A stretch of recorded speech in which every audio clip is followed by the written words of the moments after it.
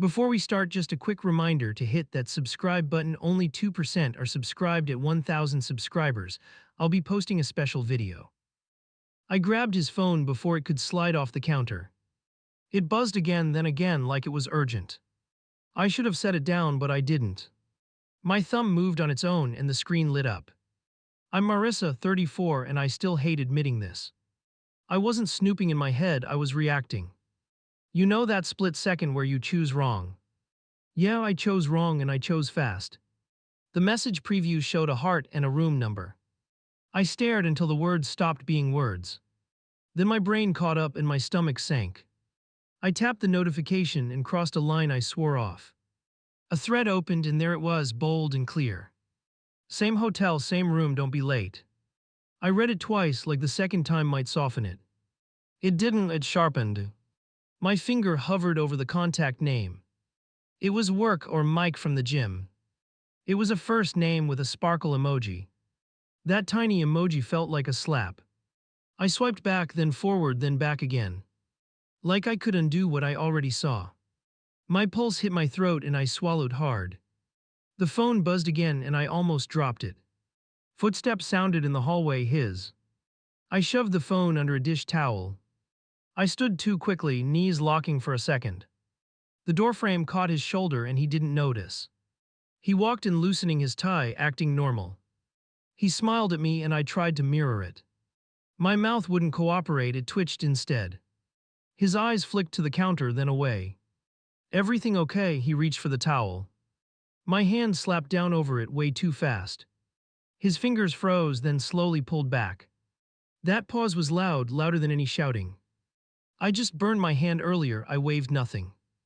The lie came out thin and I hated it. He nodded like he believed me, but his jaw tightened. He moved toward the sink and I tracked every step. The phone buzzed again under my palm. I felt it through the towel like a pulse. He angled his body, blocking my view for a second. My skin went cold at that small move. What's that? I lifted the towel, pretending casual. He snatched the phone with a quick laugh.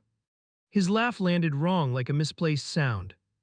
He turned the screen down, face up to me. You're acting weird, his brows pulled together.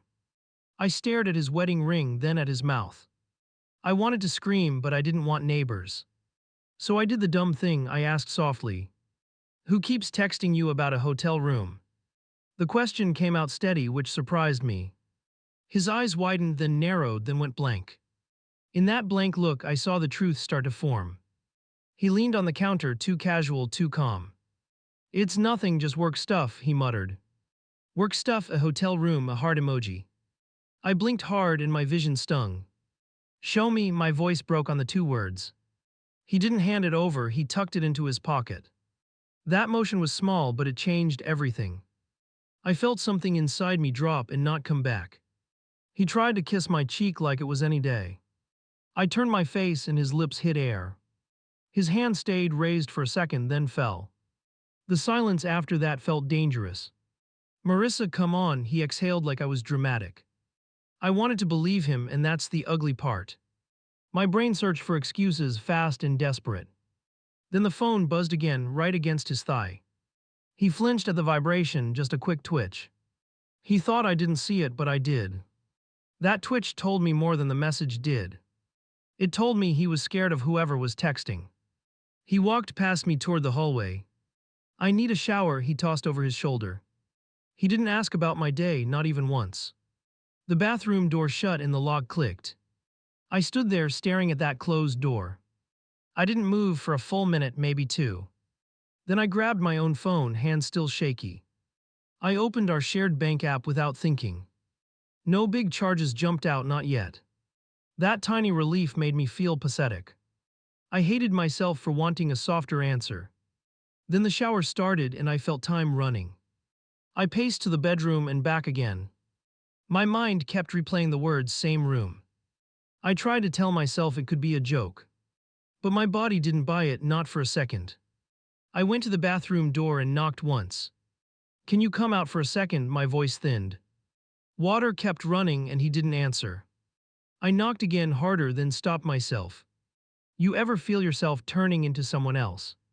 like a version of you that frightens you a little. I felt that shift and it made me dizzy. So I did the only thing that felt clean.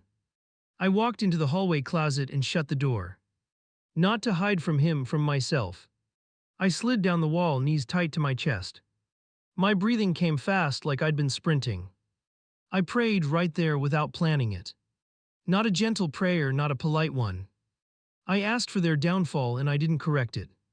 I said it in slower like I meant business. The shower stopped. A drawer opened, then another, fast and careless. I held my breath, listening like a thief. Then his phone rang and he answered in a whisper. I couldn't hear words, but I heard the tone.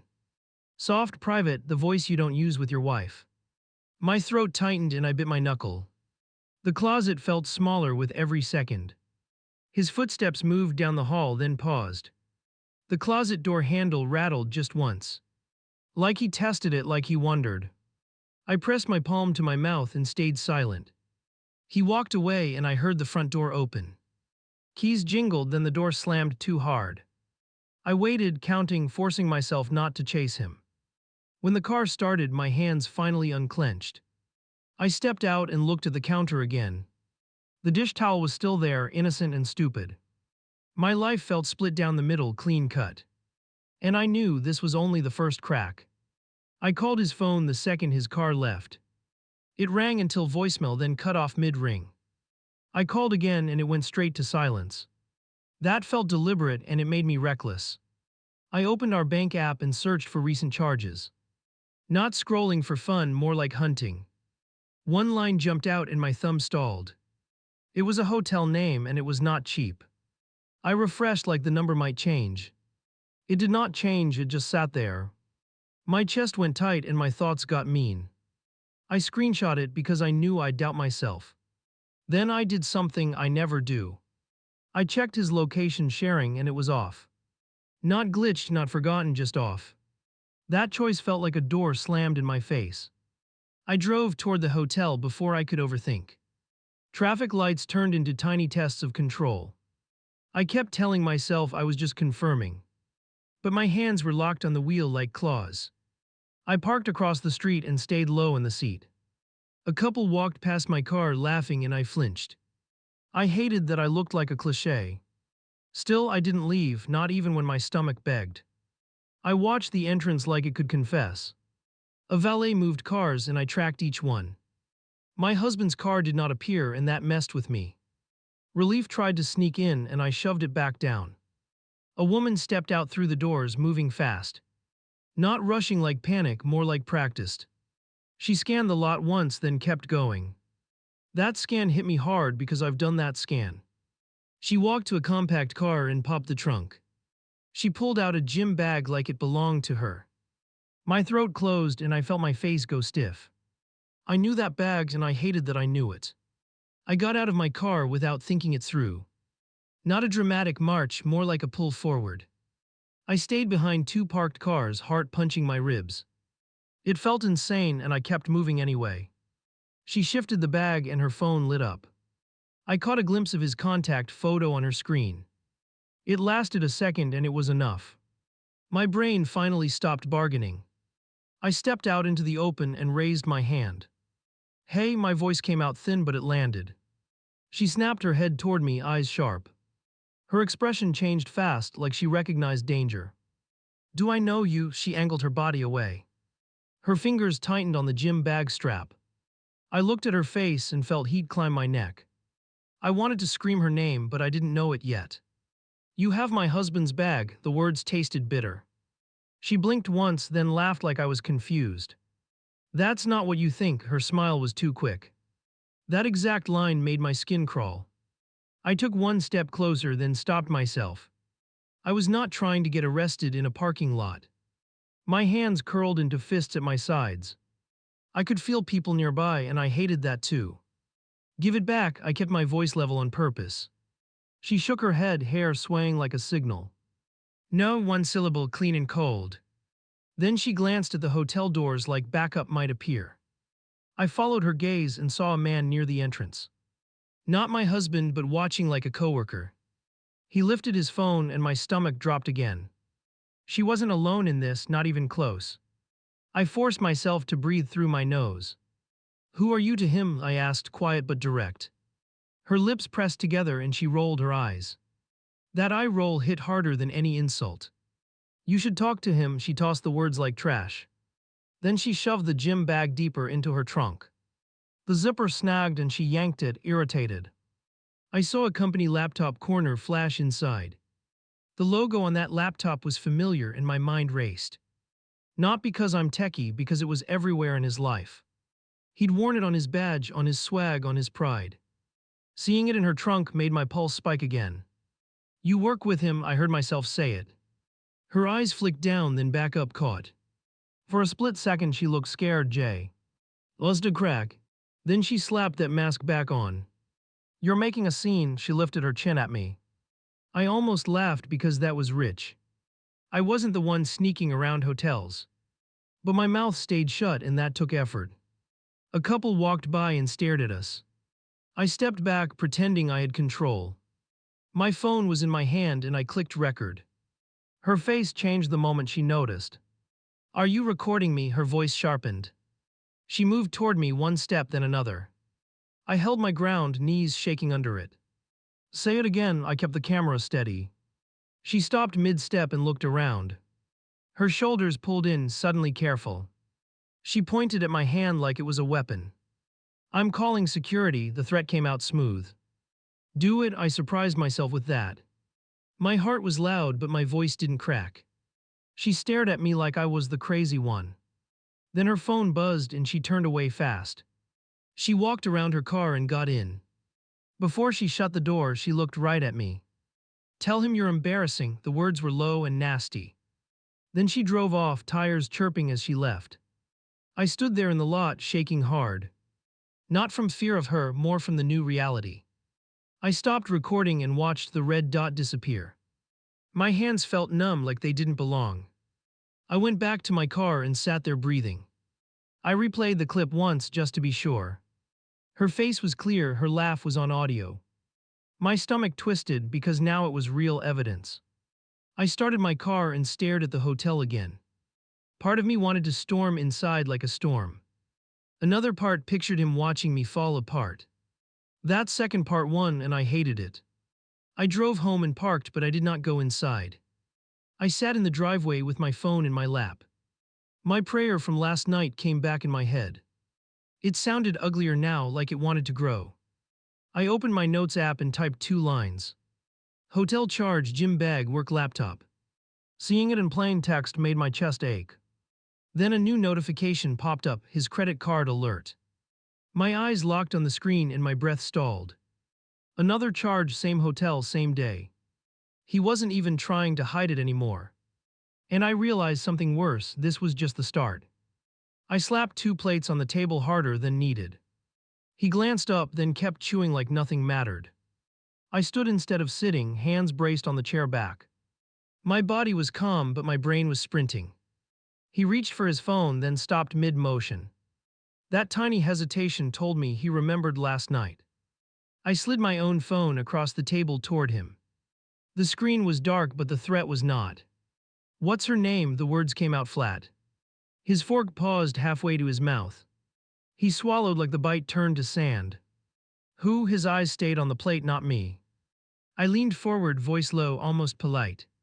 "The woman with your duffel." I watched his face. His lips parted, then closed again. He blinked too many times, and I felt my patience thin. He lifted both hands, palms open like surrender. "Mar, you're spiraling." He tried a soft laugh. I didn't laugh back, I just stared. He dropped his hands and his shoulders tightened. I tapped my phone once, then twice. "I have video." I let that hang there heavy. His eyes snapped to the phone, sharp and quick. Then his gaze slid away like he hated himself. "You followed me." His voice rose, then cracked. I hated that line because it made me the villain. "Answer my question." I kept my tone steady. He pressed his lips together, chewing nothing. He finally said a first name, barely audible. The name hit the air, then landed inside my chest. I repeated it once like I was testing reality. He flinched at my repetition and I stored that reaction. "She's on my team." He rushed the words out. No, I shook my head slow and sure. You don't hide team members like contraband. He stared at his hands, knuckles pale. He tried a new angle anger. You don't trust me at all, his chair scraped back. I stayed standing because sitting felt like losing. Trust is earned, my voice sounded older than me. He paced 2 steps, then stopped behind the chair. His fingers gripped the wood like it could steady him. I made a mistake, he muttered, eyes on the floor. That was not a confession, it was a test. A mistake is forgetting milk, I didn't soften it. He winced, then nodded like he deserved the hit. I didn't mean for it to get messy. That word messy made my stomach turn. I moved the chair aside and walked closer. Did you touch her? I asked it straight. He shook his head fast, too fast. Then he froze, and I knew that shake was a lie. He tried to switch topics, quick and clumsy. She's having a hard time at work, he rubbed his forehead. I stared at him, waiting for the joke. No joke came, so my silence got louder. Is that why you paid for her? I asked. He looked up, startled. D, like I spoke a secret code. What are you talking about? His voice went thin. I watched him reach for denial like a life raft. I unlocked my phone and pulled up the charge alert. I didn't shove it at him, I held it near my chest. His eyes darted to it, then away again. He licked his lips, and that tiny gesture broke me. He stepped closer and lowered his voice, damage control mode. We can talk about this later, he reached for my wrist. I pulled back because I did not want his touch. His hand hung in the air, then dropped. Right now, I kept my feet planted. He exhaled hard through his nose, almost a snort. Nothing happened, he said it like a script.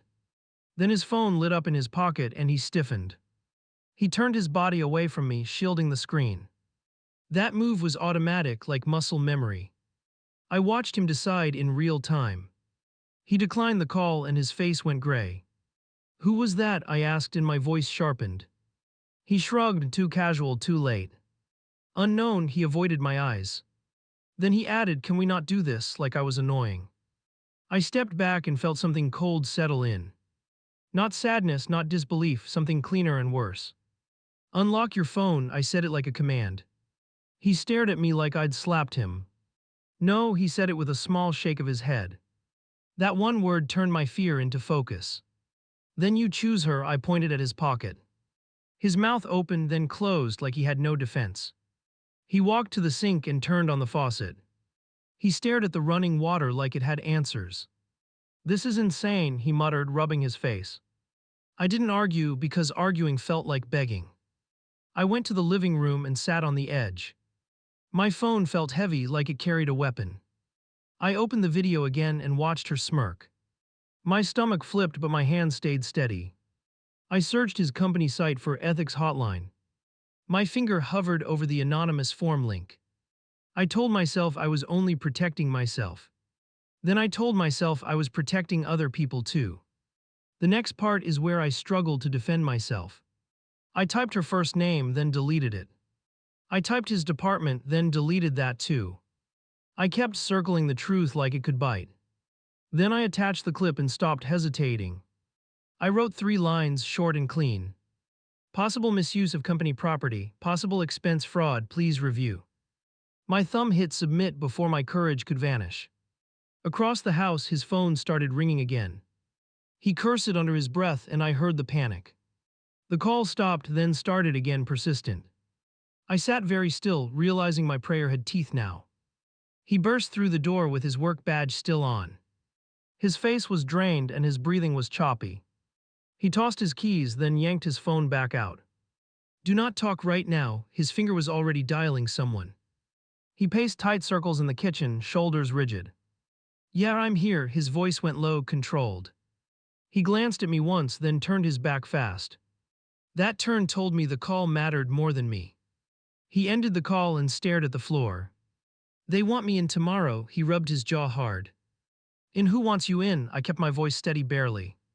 His eyes flicked up, then away like gilded weight. He moved to the fridge, opened it, then shut it. They're reviewing expenses, his words came out clipped. I nodded like I was hearing weather, not wreckage.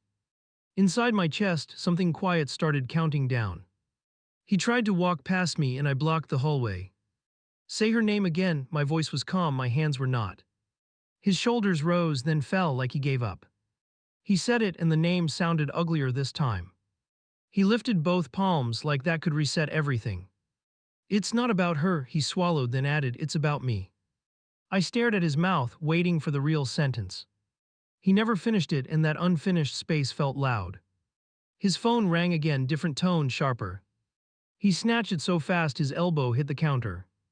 Hello, his voice went polite, almost cheerful. I watched his face change while someone talked on the other end. Understood, he nodded like a puppet. Of course, another nod, then a forced smile. He hung up and stood frozen, eyes glassy.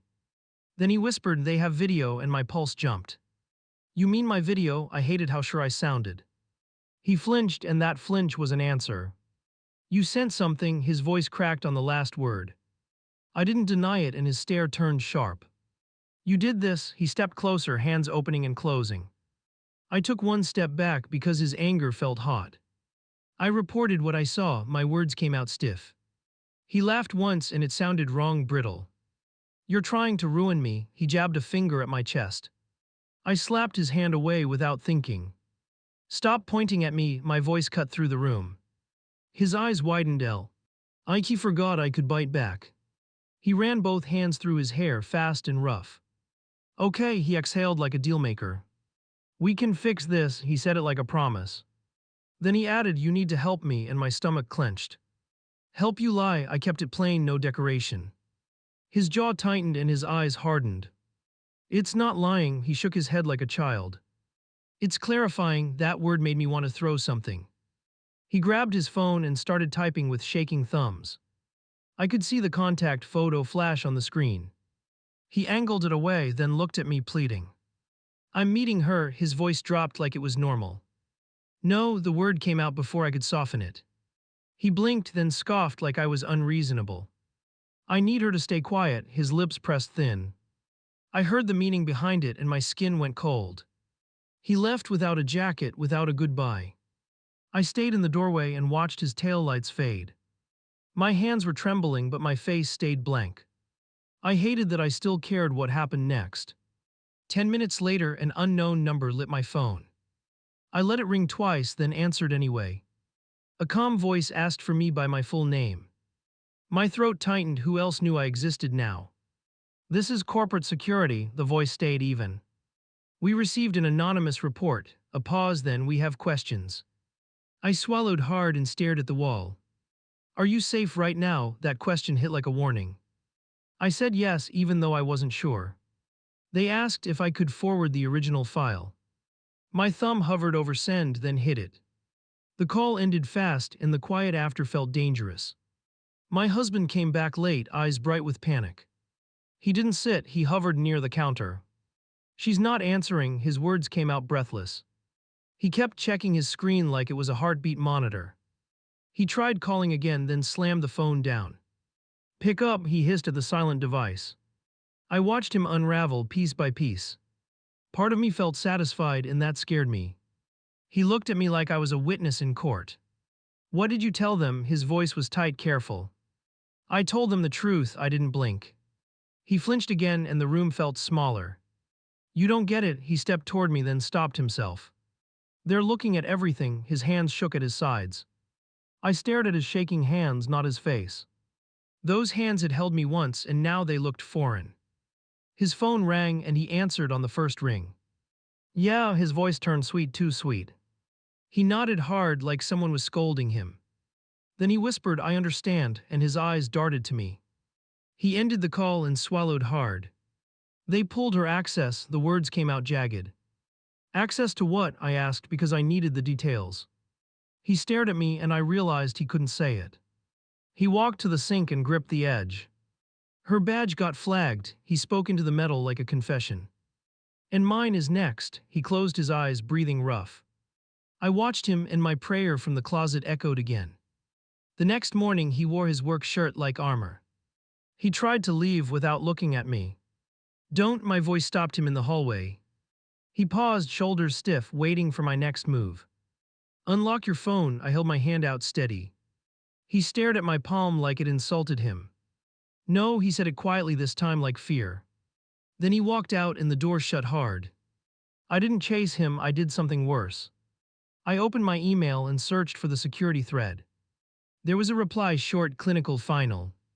Do not contact involved parties. My throat tightened at that line. Around noon, my phone lit up with a news alert. I tapped it and my breath stuttered. A blurry video showed a woman being led outside a building. Her head was down and her hands were cuffed. I watched it again because my brain refused it. Reporters shouted questions and she didn't look up. Then she did, straight into the camera for 1 second. I recognized that stare from the parking lot and my stomach flipped. My husband called me right then, like the universe had timing. Turn on the news, his voice was thin, frantic. I saw it, I kept my tone flat, almost cruel. He went silent and that silence felt like a crack spreading. They're saying theft, he swallowed hard over the word. They're saying fraud, his breath hitched and he sounded younger. I listened and I felt no comfort rise up. Instead, I pictured his phone in his pocket, always hidden. He came home early, eyes red, hands shaking. He shut the blinds like someone was outside. Did you do that too? He pointed at the TV, then at me. I stared at him and realized he truly believed that. I didn't handcuff her, my voice came out cold. He dragged both hands down his face, then dropped them. They're connecting it to me, he whispered like it was shameful. Then he said fix it and my heart went quiet. I stepped back until my shoulders hit the wall. Listen to yourself, I kept my voice low, controlled. He shook his head like a trapped animal. I'm going down, he said it like a fact and I saw fear win. His phone started ringing again, nonstop now. He stared at it like it could explode. He didn't answer and the ringing kept coming, relentless. I watched him crumble and wondered how far my prayer could reach. He dropped a cardboard box on the table and stared at me. His hands were shaking and he would not sit down. They walked me out, his voice came out raw. Then he waited like I owed him comfort. I looked at the box and saw his badge on top. Not a souvenir, more like a warning. He slid a folded paper toward me with 2 fingers. The first line said termination and my throat tightened. You're happy, his eyes narrowed, searching my face. I opened my mouth, then shut it again. I was not happy, not the way he meant. I was finally done being confused, and that felt dangerous. He started pacing, sharp turns, short steps. They're blaming me for her mess, he slapped his palm on the counter. I raised my chin because he wanted me smaller. What exactly is her mess? I asked, steady. He stopped like he hit a wall. His jaw worked, then he swallowed hard. She used a company card, his eyes flicked away. That was not new, but the fear behind it was. You did too, I kept my tone flat, no mercy. He flared up fast, then cooled even faster. It was for client stuff, he nodded at his own lie. Then his face tightened like he remembered I had receipts. He pulled his phone out and hesitated before unlocking. That pause was almost funny in a bitter way. He held it out like a hostage exchange. Look, he muttered and his hand trembled. The screen showed a thread with her name at the top. Not just flirting, not just emojis. There were screenshots of spreadsheets and account numbers. My stomach turned hard because this was bigger than cheating. You were helping her, I said it before thinking. He snatched the phone back too fast to hide it. I didn't help, he shook his head frantic. Then he added, I just didn't stop her, and that was the same thing. He leaned forward, elbows on the table, eyes wet. Do you know what you did? His voice tried to sound strong. I stared at him because the audacity was wild. You did this, I said, and the words landed like a gavel. He slammed his fist once, then held it frozen. I loved you, his mouth twisted like that was a weapon. I laughed once, short and ugly, and surprised myself. You loved having me, I corrected, and he flinched. He tried the pity move next, like a switch. They're investigating everything, his voice dropped to a whisper. They took my laptop, he rubbed his forehead, eyes shut. Then he looked up and asked, are the police coming, like I summoned them? My phone lit up with an email notification. I opened it without breaking eye contact. It was a meeting request from corporate security, same day. I felt my hands go cold and I accepted anyway. You're going to talk to them, his voice rose again. I stood up, chair scraping, and he stopped breathing. I'm going to tell the truth. My voice sounded calm, almost strange. He reached for my wrist and I pulled back fast. Don't touch me, I said it quietly, and he froze. He lifted both hands like I had a gun. I'm your husband, his lips trembled on the word. I pointed at the box and said, not anymore, and the room went silent. He stared at my face like he was seeing me new. Then his expression shifted, calculating. You're doing this because you prayed, he spat it out. Hearing him say it made my skin crawl. Don't bring my prayers into your crimes, my voice stayed even. He scoffed like he caught me slipping. You wanted me ruined, he jabbed a finger toward my chest. I pushed his hand down hard and he backed up. I walked to the hallway and grabbed my keys. Not dramatic, just decisive. I'm leaving, the sentence came out clean. He blocked the doorway, shoulders wide, trying to trap me. Where are you going? His tone turned sharp. I stared at his feet, then at his face. A place where I can breathe, I stepped around him. He grabbed my purse strap and my heart jumped. I twisted away and yanked it free. Do that again and I call 911, my voice did not wobble. He blinked like he forgot consequences existed. Then he let the strap go, slow and angry. Outside, I sat in my car with my hands locked. The urge to scream came, then passed. I stared at my reflection in the rearview mirror. I looked like someone who finally believed herself, and that scared me too. I drove straight to a lawyer's office and walked in shaky. The receptionist asked my name and my voice almost cracked. I filled out forms with a pen that kept slipping. When I sat down, the lawyer said, start at the moment you knew. I didn't give a speech, I gave actions. The hotel charge, the parking lot, the video, the report. The lawyer nodded slowly, eyes careful like measuring risk. Then she asked, is he safe to be around, and my stomach tightened again. I pictured his hand on my purse strap. Not a bruise, not a punch, still a threat. I don't trust him, I said it plain. The lawyer slid papers toward me and I signed. I went back to the house with a police escort request ready. Not because I wanted drama, because I wanted safety. When I opened the door, he was sitting on the couch. He stood fast like he'd been waiting to pounce. You ran to a lawyer, his voice dripped contempt. I held up the documents and his face changed. No, he whispered, reading the separation filing header. Then he stepped toward me and stopped when he saw my phone in my hand. I'm not here to fight, I kept my voice low. I'm here to get my things, I walked past him steady. He followed 2 steps behind, silent like a shadow. Every step felt like walking through glass, and I didn't look back. I packed only what mattered for the next week. Not a full move, just a clean exit. He hovered in the doorway, eyes darting like a cornered animal. Then he finally spoke the sentence I needed. It wasn't just sex, his voice broke on the last word. I stopped moving and faced him fully. Go on, the words tasted like steel. He swallowed hard and his hands shook at his sides. She asked for help, he stared at the floor. She said she could fix my debt, his voice got smaller. I felt my throat tighten because now it was greed too. What debt, I asked, and my pulse hit my ears. He flinched at the question like it burned. Gambling, the word came out fast, embarrassed. He looked up, eyes glossy, and whispered, I got in deep. That was the full truth, and it made my stomach twist.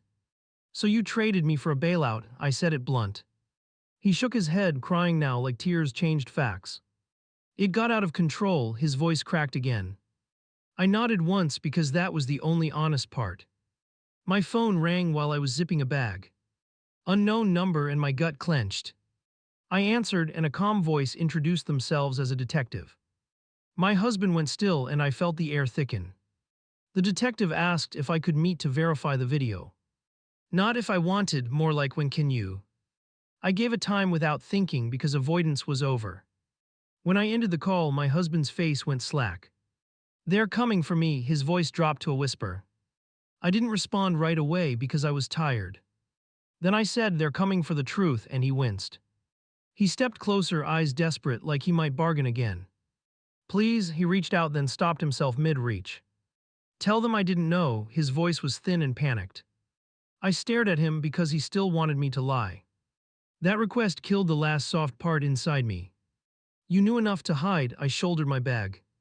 He shook his head, tears falling, mouth open like a child. I'm sorry, he said it like a password. I walked past him anyway, and his sobs followed me down the hall. At the apartment, I sat on the floor and finally cried. Not a movie cry, more like my body leaking stress. Then I wiped my face and opened my notes app. I wrote one sentence: I will not protect him anymore. The next day, I met the detective and handed over the clip. My hand shook, but I did not back down. I answered questions until my throat hurt. When I left, I sat in my car and whispered another prayer, different words. I didn't ask for ruin this time. I asked for clarity, and I meant it. Because the ugly truth is this: my first prayer worked. And I had to live with the sound it made when it landed.